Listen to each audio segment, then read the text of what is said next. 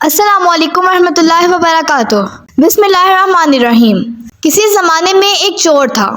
وہ ایک بادشاہ کے محل میں چوری کرنے کے ارادے سے گیا۔ رات کا وقت تھا اور محل کے ایک کمرے سے بادشاہ اور اس کی بیوی کی گفتگو کی آواز آ رہی تھی۔ وہ کھڑے ہو کر سننے لگا۔ اگرچہ ایسا سننا غلط ہے، ناجائز ہے، چوری ہے، لیکن چور تو چوری ہی کرنے آیا تھا، تو اسے سننے میں کیا حرج ہو سکتا ہے؟ آخر وہ چور ہی تو تھا۔ اس چور نے سنا کہ بادشاہ اپنی بیوی سے کہہ رہا ہے کہ میں اپنی بیٹی کی شادی ایسے آدمی سے کروں گا جو نہایت متقی و پرہیزگار ہو، بہت اللہ والا ہو۔ جب چور یہ بات سن رہا تھا تو اس کے دل میں خیال آیا کہ کیوں نہ میں کچھ ایسا بن کر دکھاؤں کہ بادشاہ میرے ہی ساتھ شہزادی کی شادی کر دے۔ دل میں ایک حرج پیدا ہو گئی۔ اب وہ چوری کرنا تو بھول گیا، لیکن دھوکہ دینے پر اتر آیا اور گھر جا کر بہت دیر تک سوچنے لگا کہ کس طرح میں اس بات میں کامیاب ہو سکتا ہوں۔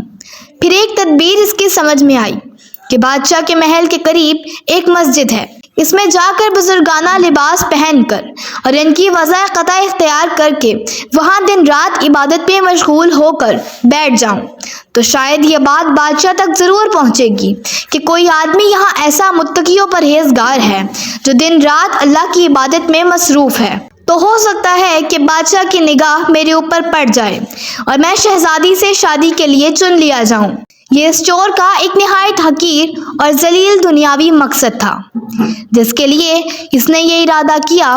پھر اس نے اپنے پروگرام کے مطابق بزرگانہ لباس و پوشاک وضع قطع اختیار کر کے اس مسجد میں جا کر نمازوں پر نمازیں، ذکر و تلاوت، مراقبہ سب شروع کر لیا۔ دن گزرتے رہے اور لوگوں میں شہرت ہوتی گئی کہ کوئی اللہ کے بہت بڑے ولی یہاں آ گئے ہیں جو دن رات عبادت کرتے ہیں۔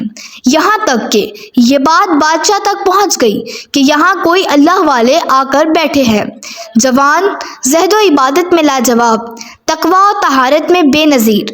جب بادشاہ کو یہ بات معلوم ہوئی تو انہوں نے اپنے ارادے کے مطابق غور و فکر شروع کر دیا کہ شہزادی کے متعلق جو سوچا تھا اس کے لیے اسی کا انتخاب کیوں نہ کر لیا جائے۔ بادشاہ نے اس سلسلے میں گفتگو کے لیے اپنے وزیر کو بھیجا۔ وزیر اس شخص کے پاس مسجد میں پہنچا اور باادب ہو کر اس سے کہا کہ میں آپ کی خدمت عالیہ میں بادشاہ کی طرف سے ایک پیغام لے کر آیا ہوں۔ اس نے پوچھا کہ کیا پیغام ہے؟ وزیر نے بتایا کہ بادشاہ نے کئی سال پہلے یہ فیصلہ کر لیا تھا کہ وہ اپنی بیٹی کا نکاح ایک ایسے شخص سے کریں گے جو بڑا متقی و پرہیزگار ہو، اللہ والا ہو، اور وہ اس کی تلاش میں تھے۔ ان کی نظر انتخاب آپ پر آ کر رک گئی ہے، لہٰذا اب بادشاہ نے مجھے بھیجا ہے کہ اس سلسلے میں آپ سے گفتگو کروں۔ یہ شخص جو دراصل اسی تمنا و آرزو میں یہاں آ کر بیٹھا تھا بہت دیر تک وزیر کی گفتگو سنتا رہا۔ اس کے بعد اس کی آنکھوں سے آنسو جاری ہو گئے۔ وزیر نے پوچھا کہ کیا بات ہے؟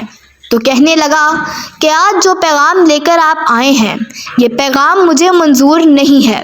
وزیر نے کہا کہ کیوں منظور نہیں؟ اس شخص نے کہا کہ دیکھیے، میں صاف صاف بات آپ کو بتاتا ہوں کہ میں اصل میں ایک چور تھا اور ایک مرتبہ بادشاہ کے محل میں چوری کے ارادے سے گیا تھا۔